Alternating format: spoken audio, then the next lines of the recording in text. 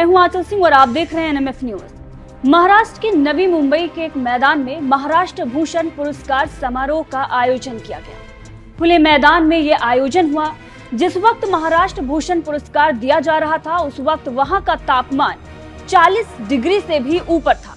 इसके बावजूद इस आयोजन में लाखों लोग पहुंचे।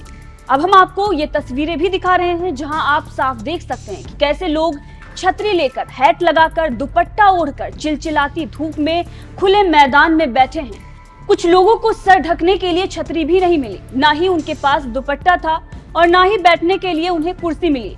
लेकिन इसके बावजूद ये लोग वहां पर खड़े रहे।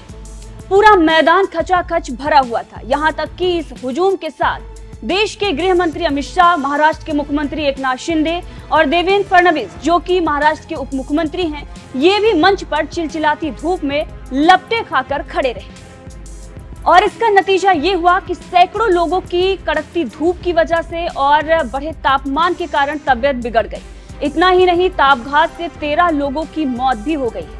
लेकिन सवाल यह है कि इतनी तपती धूप में इतना बड़ा हुजूम पहुंचा क्यों? ऐसा क्या था कि देश के गृह मंत्री, राज्य के मुख्यमंत्री और उप मुख्यमंत्री के साथ खुले मैदान में लाखों लोगों की भीड़ उमड़ गई? अब इस सवाल का जवाब है अप्पा साहेब धर्माधिकारी। जी हाँ, अप्पा साहेब धर्माधिकारी की वजह से ही ये हुजूम उमड़ा था और इसीलिए इस वक्त इनकी खूब चर्चा भी हो रही है। महाराष्ट्र में इनकी लोकप्रियता कितनी है इसका अंदाजा आप हुजूम देखकर लगा सकते हैं। दिग्गज नेताओं के साथ ये उमड़ा हुजूम अप्पा साहेब धर्माधिकारी के लिए ऐसे ही नहीं था। उनकी लोकप्रियता इसलिए है क्योंकि उन्होंने समाज में बड़ा प्रभाव डाला है। जनता के लिए बिना स्वार्थ के लगातार काम करते आए हैं।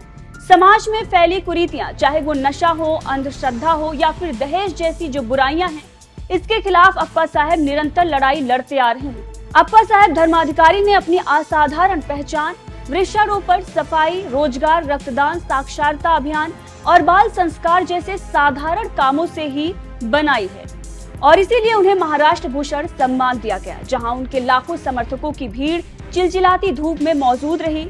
अप्पा साहेब धर्माधिकारी जनता के बीच इसलिए लोकप्रिय हैं क्योंकि उन्होंने समाज के काम को काम के तौर पर नहीं किया, बल्कि उन्होंने इसे अपने जीवन का उद्देश्य मानकर निस्वार्थ भाव से दूसरों के लिए खुद को समर्पित करके किया है। तो चलिए जानते हैं चर्चा के विषय बने अप्पा साहेब धर्माधिकारी के बारे में। अप्पा साहेब धर्माधिकारी का जन्म 14 मई 1946 में हुआ। उन्होंने अपनी प्राथमिक और माध्यमिक शिक्षा रायगढ़ जिले के रेवडंडा से पूरी की। इसके साथ ही उनकी रुचि बचपन से ही कीर्तन, भजन और आध्यात्मिक वाचन में रही है। वहीं अप्पा साहेब को तैराकी और मैदानी खेल भी खूब भाते हैं। अप्पा साहेब धर्माधिकारी को समाज सेवा का काम विरासत में मिला है। उनके पिता नाना साहेब भी समाज सेवा का काम करते थे। अप्पा साहेब धर्माधिकारी के पिता नाना साहेब ने 1943 में ही समाज सेवा के कामों की नींव रख दी थी। नाना साहेब ने गोरेगांव में श्री समर्थ आध्यात्मिक प्रसादिक सेवा समिति के तहत ध्यान के जरिए लोगों को नशा मुक्त करने का प्रयास कर इसकी शुरुआत की थी। वहीं अप्पा साहेब के पिता नाना साहेब ने प्रवचन के माध्यम से भी काफी लंबे समय तक समाज में धर्म, काम और मोक्ष की दिशा में लोगों को प्रेरित किया। नाना साहब के कार्यों को देखते हुए उन्हें भी साल 2008 में महाराष्ट्र भूषण सम्मान दिया जा चुका है। अब आपको ये भी बता दें कि नाना साहब का ये अभियान केवल भारत में ही नहीं बल्कि विदेशों में भी खूब चला और अब पिछले 30 सालों से अप्पा साहेब और उनके पुत्र सचिन इस परंपरा को आगे बढ़ा रहे हैं। अप्पा साहेब के तमाम service camp US, Australia, Singapore, Qatar समेत कई अन्य देशों में भी लग चुके हैं। समाज सेवा के लिए इनका समर्पण इतना ज्यादा था कि जन सेवा का काम करते हुए इनका परचम पूरे विश्व में लहराता गया। एक मीडिया रिपोर्ट के मुताबिक साल 2013 में डॉक्टर नाना साहेब धर्माधिकारी फाउंडेशन के बैनर तले विश्व का सबसे बड़ा मेडिकल कैंप लगाने का कीर्तिमान भी हासिल किया जा चुका है, जिसके तहत 1571 डॉक्टरों की टीम ने 1,52,000 लोगों का इलाज कर गिनीज वर्ल्ड रिकॉर्ड बनाया था। आंतरिक सफाई के साथ साथ बाहरी सफाई का भी इन्होंने अपने अनुयायियों को महत्व समझाया। इसी का नतीजा था कि क्लाइमेट चेंज को ध्यान में रखकर वृक्षारोपण का भी महाअभियान चलाया गया, जिसमें 2015 से 2021 के बीच 36,61,611 वृक्ष लगाए गए। इस अभियान में सड़क, नाले, समुद्र किनारे की भी बड़े पैमाने पर सफाई की गई। अब तक 140 स्वच्छता अभियान में 11,000 टन से ज्यादा कचरा जमा कर लिया गया है। इसके अलावा कुओं को पुनर्जीवित कर गांव में हरियाली लाने का भी प्रयास किया गया। गणेश उत्सव के दौरान निकलने वाली फूल मालाओं से खाद बनाने में भी फाउंडेशन सक्रिय रहा है। समाज सेवा के कार्य को धार्मिक भावना से करने की प्रेरणा ने लाखों समर्थकों को उनसे जोड़ा है। वहीं अप्पा साहब के विचारों की अगर हम बात करें तो वो मानवता को ही सर्वश्रेष्ठ धर्म मानते हैं। अप्पा साहब ये कहते हैं कि मैं अंतिम सांस तक मानव सेवा में लगा रहूंगा। हमने गांव से काम की शुरुआत की। कई लोगों ने शहर से काम करके फेमस होने का सुझाव भी दिया, लेकिन मैंने सोचा कि काम करना है तो प्रचार करने की क्या जरूरत है। अप्पा साहब सबसे यही अपील करते हैं कि अधिक से अधिक वृक्षारोपण कर उसका बच्चों की तरह जतन किया जाए।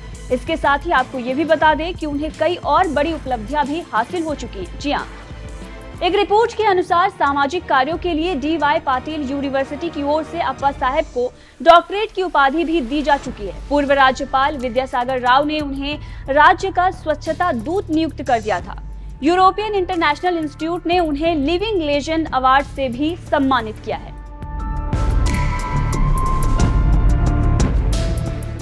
तो देखा दोस्तों, अप्पा साहब को महाराष्ट्र में एक देवदूत के रूप में क्यों देखा जाता है और पूरी दुनिया उन्हें क्यों नमन करती है।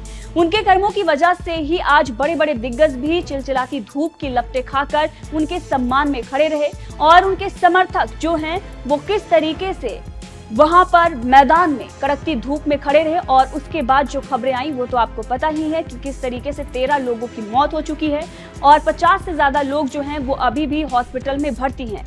कई बड़े सवाल विपक्ष भी खड़ा कर रहा है। विपक्ष का ये कहना है कि जिस तरीके की व्यवस्था करनी चाहिए थी वो व्यवस्था नहीं की गई, लेकिन जो भीड़ थी, जो आप देख रहे हैं तस्वीरों में कि किस तरीके की भीड़ थी, इसे देखते हुए आप कैसे कह सकते हैं कि किस तरीके से वहां पर व्यवस्था की जानी चाहिए थी।